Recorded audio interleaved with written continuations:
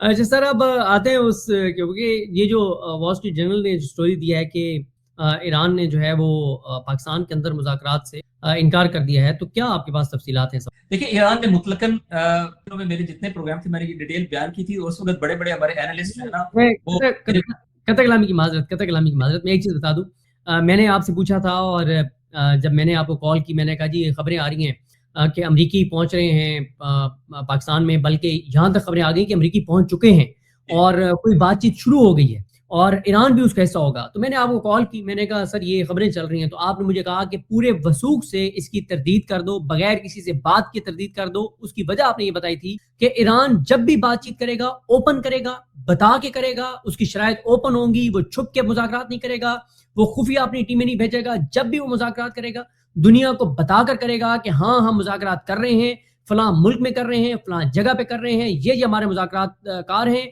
और ये हमारी शराइत है।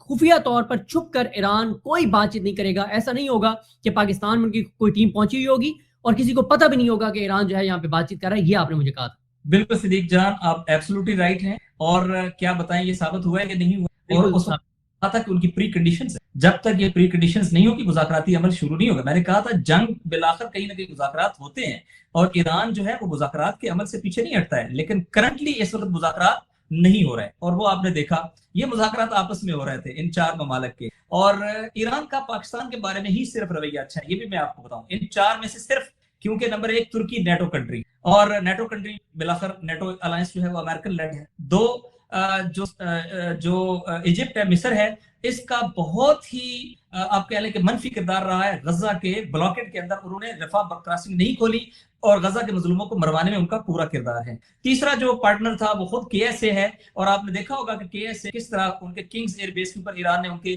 बड़े स्ट्रेटेजिक रिफ्यूलर्स जो है उनको भी अटैक किया। और फिर अभी जो उन्होंने उनका अवाकस तैयारा गिराया, जो टोटल तीन, ये चार है अमेरिका के पास, जो जिसको कहा जाता है कि फ्लाइंग इंटेलिजेंस गैदरिंग सिस्टम, तो वो भी उन्होंने उड़ा दिया। तो वो भी जाहिर है कि एट वार है इन सेंस, जो है वो अमेरिका को अपनी लॉजिस्टिक जमीन और फिजा जो प्रोवाइड कर रहे हैं। तो सिर्फ पाकिस्तान है कि जिसके बारे में ईरान ये समझता था, और इसी वजह से ईरान ने पाकिस्तान के मैसेजेस एक्सचेंज करवाए, और ईरान ने पाकिस्तान के जो मैसेज है उधर अपनी बात पहुंचाई, और पाकिस्तान को वो 5 नुकाती जवाब जो है वो दिया। अब पहली बात मेरी अर्ज सुन ले, मुज़ाकरात जो है वो क्यों नहीं हो रहा है वॉल स्ट्रीट न्यूज में। एक तो उसने पाकिस्तान को और अंदाज से कहा, उन्होंने पाकिस्तान से इनकार नहीं किया है। इन चार में से अगर किसी के बारे में वो पॉजिटिव है, तो इन चार में से वो पाकिस्तान के बारे में। मसला क्या है? मसला ये है कि सिद्दीक जान, आप मुझे बताएं कि ईरान के ऊपर इन ह्यूमन हमले जारी रहे। इस वक्त वाजे हो गया है, कल अमेरिकन प्रेसिडेंट ने ईरान की B1 उसके ऊपर ब्रिज के ऊपर जो अटैक किया है, उसने अपनी ट्रुथ सोशल के ऊपर उसकी वीडियो जारी की। वो 110% एक सिविलियन पर्पस ब्रिज थी, उसका कोई मिलिट्री के साथ लेना देना नहीं था, दो शहरों को आपस में मिलाती। और इसी तरह उसने खुद ट्वीट करके कहा कि इतनी ब्रिजेस हमने लिस्ट कर ली हैं, एनर्जी की इंस्टॉलेशन हमने लिस्ट कर ली है। ये टोटल वार क्राइम्स है। ये बिलाखिर बात आगे चल रही है, और ये वार क्राइम्स जुमरे में आना है, और ये वार क्रिमिनल है अमेरिकन। तो अब वो जो वार क्राइम्स अंजाम दे रहे हैं, अब वो वार क्राइम भी अंजाम दे, वो सिविलियन कैजुअलिटीज भी करें, जंग बंदी भी ना करें, और हम इसलिए मुज़ाकरात को आगे बढ़ाएं कि हुर्मस खुलनी चाहिए। बड़ी इनह्यूमन बात है कि मेरे पेट के ऊपर जो है ना वो लात नहीं लगनी चाहिए, लेकिन ये कि आपका पूरा मुल्क जो है वो जलता रहे। तो मेरा ख्याल है ऐसे मुज़ाकरात नहीं होंगे। सबसे पहले शर्त ये है सिसेशन ऑफ हॉस्टिलिटीज, तमाम तरह की हॉस्टिलिटीज का रोके जाना, ये पहली शर्त है मुज़ाकरात की। अगर ये नहीं होंगे तो मुज़ाकरात नहीं होंगे। दौरान जंग ये मुज़ाकरात अभी नहीं लग रहे। एक बात। दूसरी बात, बिल्कुल मैंने दुरुस्त कहा था और आपने उसकी तारीफ की है, ईरान खुद बताएगा कि हाँ अब इस मामले पर इतनी प्री कंडीशंस हासिल हो गई हैं कि हम मुज़ाकरात करें। मुज़ाकरात अब ईरान क्यों नहीं कर रहा, ये अहम बात है। मसला ये है कि ईरान 2 बार मुज़ाकरात की टेबल पर था जब उसके ऊपर अटैक हुआ, तो जी सर। कैसे वो आवाम का सामना करें? उनकी तो टॉप लीडरशिप शहीद हो गई, उनकी मिलिट्री टीयर जो है टॉप शहीद हो गई, उन्होंने पूरे मुल्क में इतनी बड़ी कैजुअलिटीज और कुर्बानियां दे दी, और आप डायलॉग कर रहे थे। तो अब क्या डायलॉग के अपने अवाम को जो है वो फेस कर सकते हैं कि अब दोबारा डायलॉग कर? तो पहला सवाल ये अवाम का ये होगा कि इसका मतलब है आप दोबारा उनसे कोई चोट खाना चाहते हैं, क्योंकि जब भी डायलॉग करते हैं वो उसका जो है फायदा उठाते हैं और हमला करते हैं। जी सर। लिहाजा ईरान क्या कर रहा है? ईरान इस फितने की आंख फोड़ रहा है, ईरान इस फितने की बुनियाद खत्म कर रहा है। ईरान जो है वो अमेरिका के हमलों के लिए जो लॉजिस्टिक, उसको इतना डिग्रेड कर रहा है कि अमेरिका खुद इस पोजीशन में नहीं रहेगा कि वो इस तरह हमला करे। तो इस रीजन में हमला करने के लिए अल उदैर अमेरिका की आंख है। इस जो 5th फ्लीट है बहरीन के अंदर, वो अमेरिका के बाजू है। यूएई के अंदर अल जुफरा में अमेरिका के लॉजिस्टिक्स हैं, जो कुवैत के अंदर बेस है वो अमेरिका के मिलिट्री माइट का यहाँ माइंड है, ठीक है। और इसी तरह बाकी सारे सपोर्टिव रोल जो है वो प्ले करते हैं। ये मिल के एक बॉडी तश्कील देते हैं जिसकी बुनियाद पे आप ईरान के ऊपर हमला कर सकते हैं, वरना तो नहीं कर सकते। तो ईरान ने इनकी ये सारी एक्सेसेस एक एक करके काट दी, कुछ आंखें फोड़ दी हैं, कुछ बाजू तोड़ दिए हैं, कुछ जो है वो ब्रेन हेमरेज कर दिए हैं, कुछ उनके जो है वो ऐसे लॉजिस्टिक इतना उनको तबाह बर्बाद कर दिया कि ईरान अमेरिका इस पोजीशन में न रहे। तो ये काम अभी चल रहा है और मुझे लगता है कि अगर अमेरिका यूनिलेटरल जंग बंदी नहीं करता तो मुज़ाकरात की जो आप कह लें कि गुंजाइश वो खत्म होती। ये बताएं सर कि ईरान की शराइत हैं क्या, और क्या मतलब मैं इसलिए चाह रहा हूँ कि आप ज़रा कम्प्रिहेंसिवली बता देंगे कि शराइत हैं क्या, और जो उनकी शराइत हैं उसमें मैं सवाल ऐड कर दूं कि वो शराइत लगता तो नहीं है कि अमेरिका वो मानेगा, तो फिर आप इसका एंड क्या देख रहे हैं? मतलब पहले तो शराइत बता देना क्यों, और क्योंकि अभी भी ईरान की तरफ से यही आया है कि उन्होंने कहा कि अमेरिका ने हमें जो शराइत पहुंचाई हैं वो शराइत हम मुस्तरद करते हैं और उन शराइत पे जो है वो बात नहीं हो सकती। तो फिर ज़ाहिर वॉल स्ट्रीट जर्नल ने कहा कि तुर्किया या कतर में कोशिश हो रही है, जिस पे आप बता चुके हैं। तो ईरान की शराइत हैं क्या? पहली शर्त तो यह है कि जो भी मुज़ाकरात करना चाहे उसे सीबीएम करना पड़ेगा, कॉन्फिडेंस बिल्डिंग मेजर में। सबसे पहले यह है कि जंग बंद हो, क्योंकि जंग ईरान ने बंद नहीं करनी। ईरान के ऊपर अमेरिका और इसराइल ने जंग स्टार्ट की, ये बंदी होगी, नंबर एक।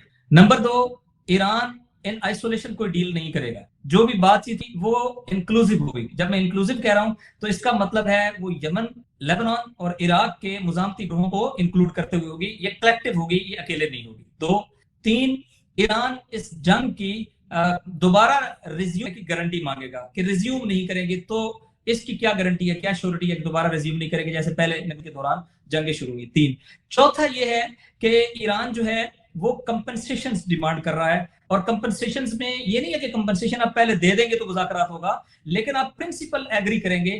कंपनसेशन मीन कि आपने जो मिलिट्री लॉसेस किए हैं, जो अवामी लॉसेस किए हैं, या ईरान का जो इक्तिसादी लॉस हुआ है, क्योंकि उनके सुप्रीम लीडर ने रिटर्न तीन चीजें कही हैं, या हम ये कंपनसेशन लेंगे या आप देंगे थ्रू एग्रीमेंट, और अगर दोनों सूरतें नहीं होगी तो फिर हम इतने डिवास्टेशन करेंगे कि वो कंपनसेट होती नजर आएंगी। तो ये तीन सूरतें हैं, और जाहिर है इसको भुगतना किसने है इस रीजन के अंदर? अमेरिकन कॉर्पोरेट सेक्टर ने या अमेरिकन एलाइज ने। तो ये एक बड़ी खतरनाक सिचुएशन है। और आखिरी जो बात है वो है हुर्मुज़ के ऊपर ईरान के कंट्रोल को। अलबत्ता इस कंट्रोल का मतलब है पॉलिसिंग, यानी ईरान जहाजों को रोकेगा नहीं, लेकिन इस सारे रूट को डिसिप्लिन करेगा। और जब आप ये इख्तियार तस्लीम कर लेंगे तो फिर ईरान का एक लिहाज से लीगल अथोराइज्ड रोल जो है वो यहाँ पे हो जाएगा। ये 5 बातें कही गई हैं कि इन 5 बातों पे इन्होंने कोई बात करनी है तो फिर बात जो है वो आगे बढ़ेगी। मैं ये नहीं कहता कि 5 की 5, लेकिन कम अज कम 2 से 3 ऐसी हैं कि अगर वो पूरी नहीं होगी तो बातचीत का जो है वो आगाज भी नहीं हो सकता। और यही वजह है कि अमेरिकन प्रेसिडेंट ने रियलाइज किया है कि अब उसके पास मिलिटरीली ऑप्शंस मिनिमम। आज एक दिन उन्होंने एडवेंचर करने की कोशिश, कितने हैवी लॉसेस और लिमिटेड ऑप्शंस होते जा रहे हैं। ग्लोबल इकोनॉमी सफर कर रही है और एट ब्रिंक है। ये मैं अपने अल्फाज नहीं कह रहा हूं, आप तमाम यूरोप के और अमेरिका के जो इकोनॉमिस्ट हैं उनकी बात को कहते हैं हमें ग्लोबल रिसेशन के अंदर जा रहे हैं, जिसका मतलब है लाखों नौकरियों का खत्म होना, कारपोरेट सेक्टर का डिक्लाइन, आपके पास फंड्स नहीं होंगे और आपके सारे मुल्क जो हैं वो बदतरीन बहरान में चले जाएंगे। तो ये एक ऐसी सिचुएशन है कि जिस सिचुएशन में टाइम अगर किसी के पास नहीं है तो वो अमेरिका और उसके अलाइज हैं। और अगर कोई एंजॉय इन दैट सेंस कि उसके लिए ये इशू नहीं है कि जंग अब जारी रहे, तो उसके लिए कोई प्रॉब्लम है, तो ईरान ने कहीं नहीं जाना। ईरान का अपना घर है, उसने घर से बैठ के अपने आप को डिफेंड करना है। लेकिन अमेरिका को यहाँ अपनी सप्लाईज, आज जॉर्डन के अंदर अमेरिकन सप्लाईज पे अटैक हुआ है, अमेरिकन सप्लाईज नहीं पहुंचेगी, वो कैसे करेंगे? अब रीजन के अंदर अड्डे ना होने की वजह से उनको 2000 किलोमीटर दूर जाके रिफ्यूलर के जरिए से अटैक करना पड़ता है। वही जहाज जो पहले 10 बार जो है सॉर्टीज करते थे, अभी 2 बार करनी पड़ रही है, यानी मजबूर हो गए। तो इस वक्त अगर किसी इकोनॉमी जो है वो इसका बदतरीन सफर कर रही है तो वो अमेरिका और उसकी अलाइज है। और फिर मिड टर्म इलेक्शन है, यूरोप की करंट सिचुएशन है, दोनों को मद्देनजर रखते हुए अगर मैं पैटर्न बता के दूं तो ईरान के लिए जंग को कंटिन्यू रखना आसान भी है, और वो अमेरिकन इंपीरियलिज्म को ब्लीड करेंगे और वो ब्लीड कर रहे हैं। लेकिन अमेरिका के लिए इस जंग को इस स्पेस के ऊपर कंटिन्यू रखना बहुत डिवास्टेटिंग है। और उसका आज ताजा तरीन सबूत, इससे बड़ा सबूत क्या हो सकता है सदीक जान, कि अमेरिका के चीफ ऑफ स्टाफ यानी मिलिट्री के हेड को अमेरिकन प्रेसिडेंट ने बरतरफ कर दिया है। कभी आपने सुना है कि जिसने फतह हासिल की उसको बरतरफ किया जाए? इसका वाज़ेह मतलब है कि और उसके साथ उसकी टीम को भी बरतरफ कर दिया गया है। इसका वाज़ेह मतलब है कि अमेरिका जो है वो मिलिटरली अपनी शिकस्त को एक्नॉलेज कर रहा है और इवन पॉलिटिकली भी, जैसे कि पोम्बोंडी को उसने जो है वो कर दिया, जो सबसे बड़ी अमेरिकन प्रेसिडेंट के लिए इतने इलीगल काम किए हैं कि इंसान सोच भी नहीं सकता कि इतना इलीगल कोई आउट ऑफ द वे जा सकता है। मैंने कांग्रेस में उनकी डिबेट सुनी है, जब उसको जो है उसकी हेयरिंग की गई है तो उसको भी मुअत्तल करना पड़ गया है। और जंग से पहले भी 8 एडमिरल और 8 जब अमेरिकन कांग्रेस के अंदर उसका डाटा दिया गया है वो मुअत्तल किया है। जब ये सिचुएशन होगी तो आप समझ जाएं ये जंग आप नहीं लड़ सकते हो, आपके लिए एक कफन भी अफोर्डेबल नहीं होता। और ईरान रोजाना की बुनियाद पे सैकड़ों लाशें उठाता है, लेकिन नए अज़्म और नए इरादे के साथ खड़े हो जाता है। जिनके लिए शहादत ताकत है वो कंटिन्यू कर सकते हैं, और जिनके लिए मरना डिमोरलाइजेशन है वो कंटिन्यू नहीं कर सकते। अमेरिका और इजराइल के लिए जो डेड बॉडी है ये एक ऐसा भयानक ख्वाब है कि जिससे वो अपनी इंपीरियलिज्म और इंपीरियल पावर को तबाह बर्बाद होते देखते हैं। ये उनके लिए कभी अफोर्डेबल नहीं रही और आज भी अफोर्डेबल। बहुत बहुत शुक्रिया सर। और मैं आपके साथ जो है वो अभी, क्योंकि मज़ीद भी कुछ ख़बरें आ रही हैं कि कुछ और भी उनके जहाज़ हिट हुए हैं। बहरहाल ज़ाहिर है अब हमने रेगुलर, क्योंकि ये सिलसिला एक शुरू करना है इंशाल्लाह और ये जारी रहेगा, तो हम रोज़ाना की बुनियाद पे जो सवालात होंगे उन पे हम बात करेंगे। जो लोगों के कमेंट्स में सवालात होंगे वो भी आपसे पूछेंगे और इस सिलसिले को हम इंशाल्लाह जारी रखेंगे। बहुत अच्छा लगा आपसे बात करके और कवर करना ये वक्त की जरूरत है। बिल्कुल इंशाल्लाह। बहुत शुक्रिया नासिर शहजाद साहब, देखने वालों का बहुत शुक्रिया। और देखने वालों से मैं कहूँगा कि आपके जो भी सवालात हैं आप कमेंट्स में ज़रूर लिखिए। हम आपके सवालात जो हैं वो नासिर शहजाद साहब के सामने रखेंगे। मैंने बाकी सजाद सईद साहब से भी रिक्वेस्ट की है, उनके भी इंटरव्यूज़ करेंगे। बैरिस्टर साद रसूल साहब से बात की है, उनकी भी राय लेंगे।